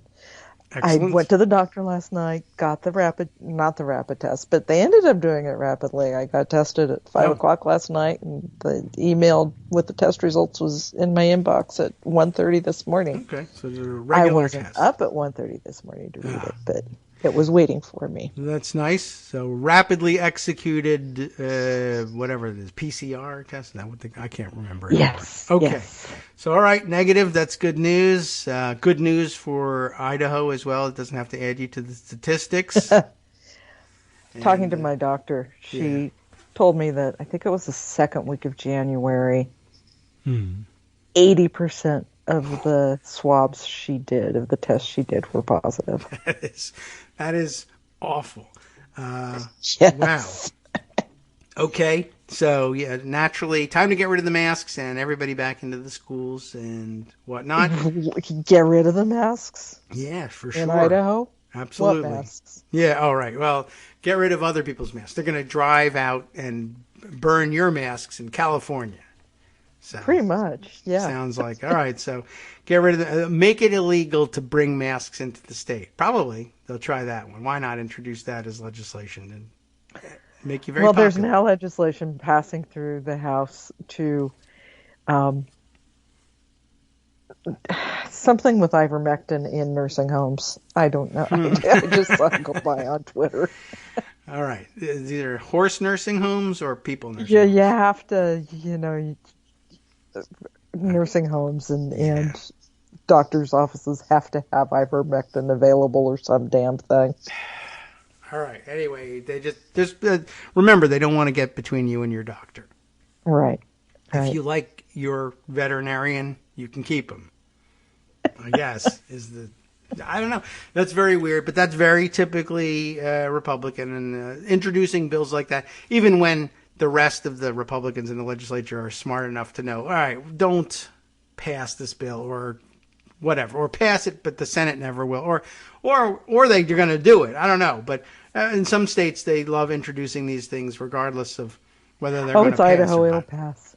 It could very well. It's true. They may put it on the back burner, but even in states where it won't pass, that's a huge thing for fundraising to go out there and say, I'm fighting for your right to get ivermectin. In fact, it's going to be mandatory in the state for doctors to stock it, even though it's veterinary medicine. Yes, there's a form that's for humans, but that's not the one that we're going to have. But I don't know. It sort of reminds me of I don't know how doctors will deal with it, but they'll have one tube of horse paste and say, I'm not allowing anybody to eat it, but I'm complying with the law. Who knows? Last week, my mom was getting a prescription filled from the compounding pharmacy. The ones that do the special stuff. Yes. And she called the refill line, and the outgoing message said, we are experiencing delays because they specifically said because of all the ivermectin requests. And the compounding pharmacy has to deal with this, making up special orders. We're stuffing horse paste into Hostess cupcakes for people, I guess. Well, anyway, yeah. Idaho. And that's why I guess they're doing it at the compounding pharmacy. Like, we have this stuff, but it's not in form for human consumption, but we'll put it in capsules for you. They're not going to the vet supply store, because there are a lot of them around here. Yeah. They could be good just going there. But we want the human kind, which is available. I don't think you really need a compounding pharmacy to get that, but they might be. I'm not sure why they're ending up going there, but anyway. It might be that they're getting the stuff in bulk, in, powder form, because nobody makes, human capsules of the stuff. So, we got gelatin caps and a pile of this powder. We'll put it in there for you, and you can eat it if you want to. So then you can say, I'm not eating horse paste. I'm eating powdered horse paste in a gelatin capsule, which is not how I feed it to the livestock normally. Boy, I've seen somebody, I saw another thing about somebody making a claim about that the injectable form that we would ordinarily use for livestock is drinkable by humans. Just drink it. Yeah, I saw that. I don't know where or why. I saw it in one of Marcus's yeah. That must posts. Be it. That makes sense. What do they call it? The Herman Cain Club or something? Right, the Herman Cain Awards. And and the Sorry Vaxxer, where he takes those. This is a great series of things. I can't believe he can wade through that stuff, but picking out just the most egregious cases of, people who have dared COVID to kill them, and it obliged. That must be it. That makes sense. Wow, that could have crossed your desk and mine, and I can't remember where it came from. But I think, screen cap of the kind of thing that anti-vaxxers pass around, I guess. Wow. I found the bill that we were talking about. Oh, great. It would protect doctors, nurses, pharmacists who defy COVID treatment guidelines. And it says hospitals, nursing homes, and other facilities must allow drugs like ivermectin to be prescribed. Okay. That seems super informed and good. They heard on the radio that doctors don't want to prescribe ivermectin because they know what they're doing. Well, let me show you something. I'm in the Idaho legislature. Yeah. I did my own research. Right. And so now it's you're required to allow doctors to dispense it. So if you have on staff at your hospital one of those loopy doctors, instead of saying, no, hospital policy is you can't administer that stuff here because our insurance, our malpractice insurance covers you while you work here, now you have to. And so that'll cost you a pretty penny when you get sued for malpractice. But on the other hand, all the people who take it, a number of them die, and they're not around to sue you. So maybe it works out, comes out in the wash in the end. But I was wondering about the costs of all this garbage. Like, I know it won't change anybody's mind who's a COVID denialist, but I wonder what the average out-of-pocket cost plus the total economic cost, like to your employer, is if you refuse to get vaccinated and get sick and you end up, even if you recover and live, if you end up in the hospital and spend time in the ICU, that's extraordinarily expensive. I wonder how many people are covered. Well, and not even that, just the hit to your own pocketbook if you are taking ivermectin and hydroxychloroquine and this supplement and that supplement and all of these things.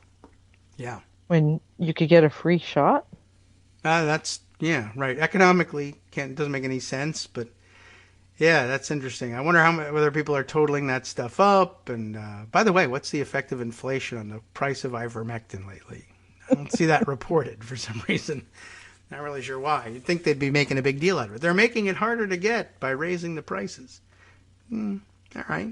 But yeah, people are shelling out all kinds of money for things that don't work. They miss work. They get sick. I don't know what they get billed. Obamacare probably bailing them out by capping the amount that they get billed when they end up in the hospital, or maybe their insurance companies forced to cover them, even though they probably in days past would have had a lot more flexibility to say, look, if you don't get this vaccine, I can't help you.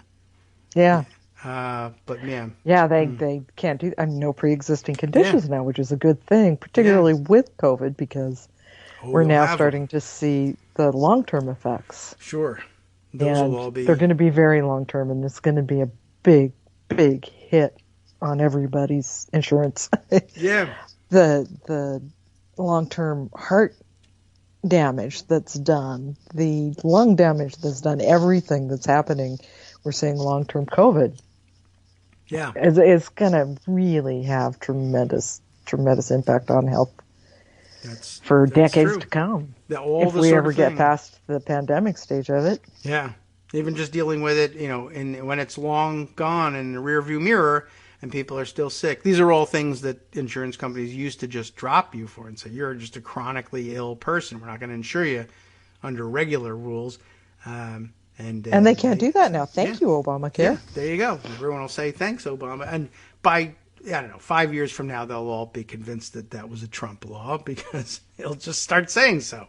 That was me. I did that. Just like the other thing he kept claiming he was doing that, what was it? Veterans care thing that he thought he was reforming, but he, in fact, it had already been done by the time it had already been done, but he took credit for it on practically a weekly basis there for a while. Yeah, no matter how many times he was told not to, or that it wasn't true. Just like ripping up papers and flushing them down the toilet, as we learned last week. He literally flushed him down the toilet. I missed that part. Yes.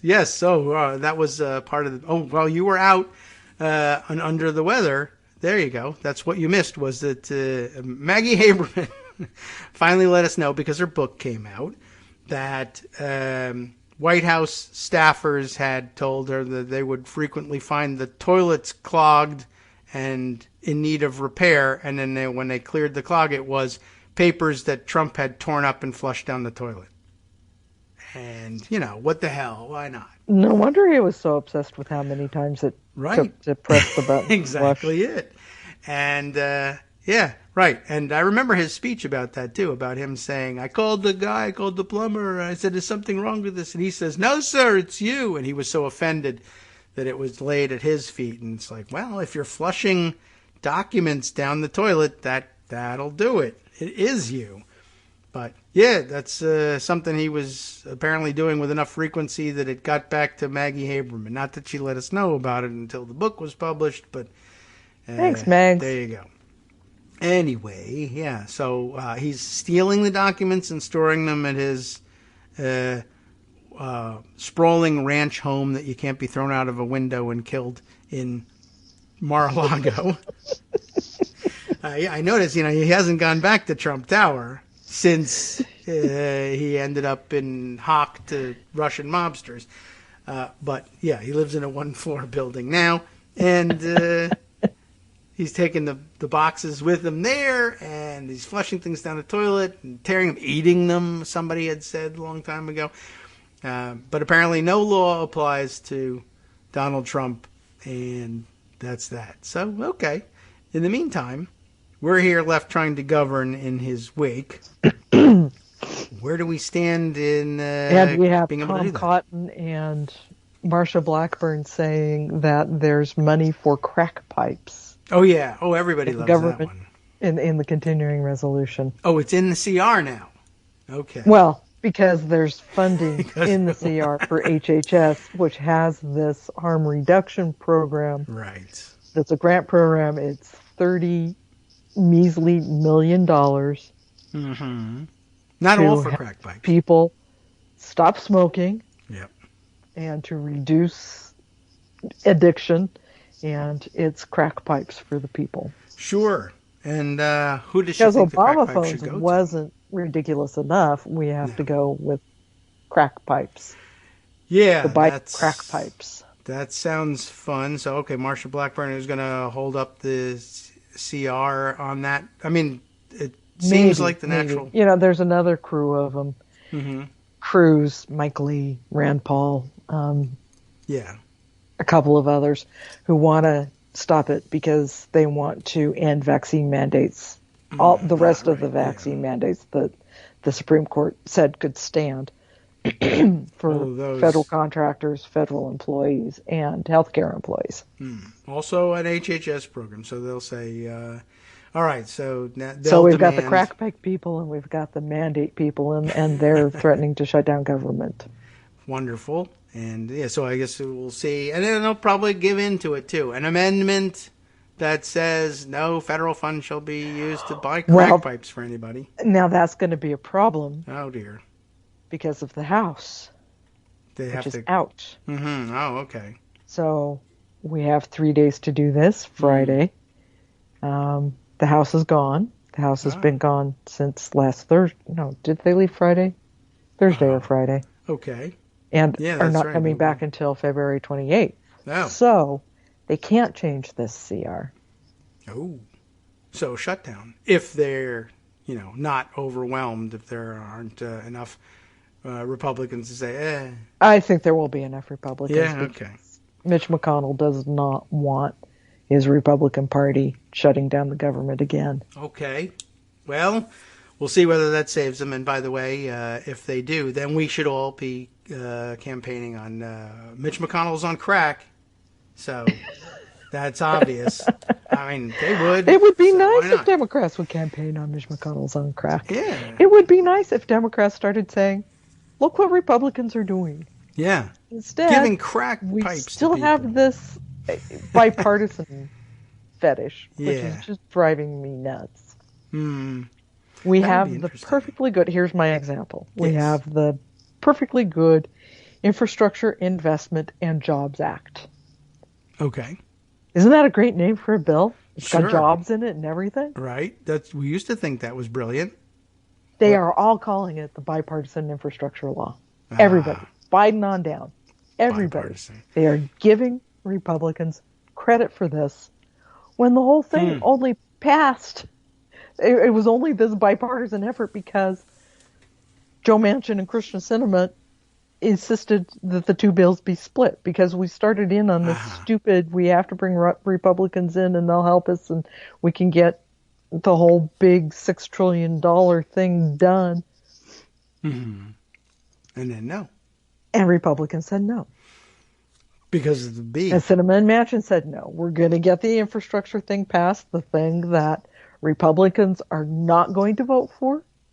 And they're going to go home and tout. They're going to go home and say, look what we delivered to you, even though they didn't vote for it. And they're getting credit for it from Democrats. And it's just driving me nuts. That's a good point. I mean, we know about the usual practice of voting against something. They even have that saying of say no and vote no and take the dough. And going home and claiming credit for infrastructure projects that the bill funds, even though you voted against it. But yeah, this time I guess you're right. That's a good point. They can, when the local news says, yeah, but you voted against it, you say, well, look, it's right in the name, bipartisan. Right. I mean, and Biden calls it the Bipartisan Infrastructure Law. Schumer calls it that. Everybody, every Democrat calls it that. Yes, that was supposed to be like a great talisman. If Republicans actually really did this. Yeah, Yes, and It's driving me nuts. And it's a good point. that's what's going on this week, too. We're not getting the benefit of it. The Postal Service Reform Bill Okay. that passed the House with 120 Republican votes. Everybody's like, yay, yay, bipartisan. Isn't this wonderful? It's a bill that the Senate has worked on. They have a very similar version. It got through committee. Everybody liked it. They worked with the House on theirs. Mm-hmm. Gets to the Senate. The House clerk, turns out, sent over the wrong version. And Schumer used that wrong version to set up the procedural vote for it last Thursday. Boo. They found that out over the weekend. The House did their quick technical correction on a voice vote, or, not unanimous consent in the House, but a privilege motion, is that what it is? I'm sure it had some privilege, and probably suspended the rules, and a suspension bill probably just to move it very quickly. So anyway, the House did their clarification and fixed it. Okay. I hope the House clerk got a talking to, because what happened? Schumer wanted to pass with unanimous consent yesterday the correction. Mm-hmm. Okay. Because this is a great bipartisan bill. Right. Look what happens when we all work together. We can be bipartisan, and isn't it wonderful? Rick Scott said no. Okay. Is there a reason? Because he's Rick Scott. Oh, well, yeah, I guess that's it. Who, by the way, is the chair of the NRSC. Okay. The Republican Senate committee that's in charge of electing more Republicans to the Senate. Right. Ugh, what a screw up. But I guess so now is going to take days to pass this thing. They thought that they could get it done by today. Do the unanimous consent quick yesterday, have the vote today. Now it probably can't happen until the end of the month because the Senate's out next week, which is another problem with the continuing resolution. Okay. So, yeah, all these things that should have been taken care of this week probably won't be. What's frustrating is that Schumer set this up saying, look at this great bipartisan thing. Republicans keep saying they want bipartisanship. Look, bipartisan, bipartisan, bipartisan. Yeah. Republicans don't care. Not Rick They Scott, don't anyway. care if they look hypocritical on bipartisanship. That's not an effective tool to use against them. All right. So why in the hell are Democrats insisting on trying to? And why are they giving them credit for things like the infrastructure bill? Yeah, I guess it's just it's like the newest form of that weird, I don't know what, affectation of from the Obama years when he would say things like, well, I want to do this thing. Congress is obstructing it. Well, who in Congress? I mean, exactly one part. And everyone had that frustration with him. Why won't you say Republicans are doing it? And he might have had his political theories about why, but I think they're closely related to the political theory that says it's smart to say things are bipartisan. As if the public cares. I don't think they do. As if you're going to win over any Republican by saying, oh, look, this is bipartisan. Yeah, and the only people I know who say that that's important to them are Manchin and Sinema, and they're technically Democrats, and you wouldn't be count as bipartisanship to win their votes. But they like that in the name, and I'm sure at some point, I guess before we discovered what a good point that you just made here, there were Democrats who probably said, all right, I mean, I don't care if they put the word bipartisan in it. What's wrong with that? If it makes Manchin and Sinema happy, great. So what? Bipartisan. People like bipartisan. They might not love it or vote based on it, but it's not bad.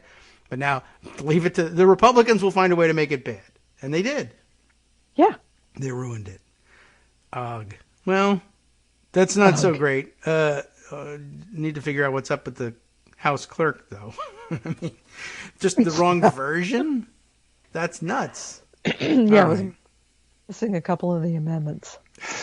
Yeah, well, that passed. The importance of sending over the papers, and people groan and moan and groan. And, we had the right electronic version. We could have just sent that over, but now got to carry papers over there, and they didn't print out the new one yet, and somebody just grabbed it, and I'm sure it was the end of the day. And maybe I hope it's not another one of those things where people had to get home for Valentine's Day. Screw that up. Chris Coons did it. I knew it. He sent the It's all messenger Chris over. Coon's fault. Right. Oh, Well, I hope he had a good Valentine's Day this time. yeah. Because I the hope last so. one sucked. I'll tell you that right now. Yes, it did. Okay. Yes, it did. Some Well- evidence might have kind of come in handy there in that impeachment trial, huh? Yeah, I think that could have been helpful. I know Armando's been on a tear about it. If we had sent the thing and let the trial be held in committee, they could have dragged the whole thing out. We didn't have to worry about getting off the floor in time. They would have developed this evidence. And now that evidence is all now being developed by the January 6th committee, but only if they can connect it, to their Right. mandate. But Right. it's not hard to connect everything to that mandate, though. And because- again, that was letting Republicans off the hook. Mhm. Why? I Why do not know. do they continue to want to let Republicans off the hook and give them credit for what they're not doing? Well, yeah, people living in the past, I guess. Senators do spend a lot of time living in the past. They're a very old group of people, and the They past is are a very very important to old them. group of people. So, But gosh, you would think that by now they would have learned. You would think, maybe. yeah, I guess old habit, hard to break, etc. I don't know. Speaking of which, Yes? Let's. they are now and they are now indulging Joe Manchin in his deficit peacockery Okay. on Build Back Better. They are now saying, oh, right, maybe Joe Manchin is right about the deficit and we should look at Build Back Better not as saving us from this global pandemic and restoring the economy and helping people in this time of inflation, but we should be talking about reducing the deficit. Oh, dear. Okay. I mean, and it gets better. Manchin's Owie. idea for doing so is the tax hikes that Sinema has already rejected. So Manchin can say, look, I'm willing to work with you. We can get some of these programs done. We just have to raise taxes a little bit, and we have to work on the deficit. But I'm totally there. Yeah. I'm totally there for you. And it would sure be nice if Kirsten Sinema came along and helped us do it. But okay. Well, Which, of course, she's not going to do. She's held firm on that for months. Well, it's a good way of making her important. He helps her out there. It's a good way of stringing us along. It's a good way of the two of them continuing their stupid Yeah. whack-a-mole game, That's which true. one says, oh, I'll accept this, and the other says, no, can't do that. Maybe we do this. And the other one says, oh, no, can't do that. Yeah. Because ordinarily it's like, all right, well, that's good position to take, Joe Manchin. Glad to see you on board with, sometimes you're just going to have to raise taxes, and you're probably targeting good ones, although he is a little weird, and I would be afraid of him raising taxes somehow on poor people somehow. No, But- actually what but he's talking done about good is here. fine. It's corporate taxes, capital gains. All good. Yeah. And but Sinema nowhere to be found. And And you're Sinema's right. already said no, she's not going to do it. Well, she's had her spokespeople say no, she's not going to do that. So not nowhere to be found, out front and vocal. Okay. It's not good vocalizing, but at least she's on the record there. But also, that's probably something that Well, she Manchin put her knew very well. spokesperson on the record Okay. because It works for she doesn't these like purposes. to talk to people directly. She's one of those shy, retiring types. Yeah, right. But probably Manchin knew right from the beginning. Well, I'll say this, but I'm safe. I won't have to. No one will It accuse me of won't raising actually taxes. have to 'cause it happen won't because happen. she won't let it. Yeah. Okay. Well, And that's a then good I don't word have to for take it, all the whack-a-mole. flack for it. Yeah. Good whether they're plan, colluding guys. on this, whether they're doing this together, I don't know. Whether they're using each other, I don't know. But it's clearly a game. Yeah. Well, it's not working out well. I like your term for it, whack-a-mole. You just one or the other of them will pop up and say no to just about everything. So what does this leave us with? Any chance of actual shutdown then, or are they just going to patch something together and do a crack pipe amendment? There's always a chance. I think it's minimal, but it's going to mean that what could have been a week in which they got through stuff relatively quick. I mean, they got the Postal Service thing done. They may have gotten Russian sanctions done. They got an FDA commissioner appointed, and that was very tight. They could have really accomplished some things. But, of course, Republicans don't want them to accomplish things. Yeah, that's their point. So, by Friday, 9 o'clock p.m., maybe, they'll pass this. Okay. And That's save my us prediction. from a shutdown and just overwhelm the crack pipe people. I wonder what they'll say, too. I wonder if we started campaigning, Democrats say, well, obviously, Republicans are for funding crack pipes now. What? No, you're for funding crack pipes. No. I say you are. But I voted against it. But several Republicans did. Well, more Democrats did. I'm just saying. Republicans are for crack pipes now. I don't know. Somehow it doesn't work as well for us. No, We're just not that it nasty. won't work. And too bad, because I was all set to tell them, where they give out or they have the great harm reduction programs and give out the clean needles? Denmark. And you love them on public health. So, I don't know. They're taking their masks off and handing out crack pipes. You can't smoke crack through a mask, I'll tell you that. So, I don't know. Maybe. I love where you take these stories. I ruin everything. Well, thank you, Joan, for coming by today, and I hope you're feeling well and stay on the mend. Thank you. Talk to you next week. Okay, looking forward to it.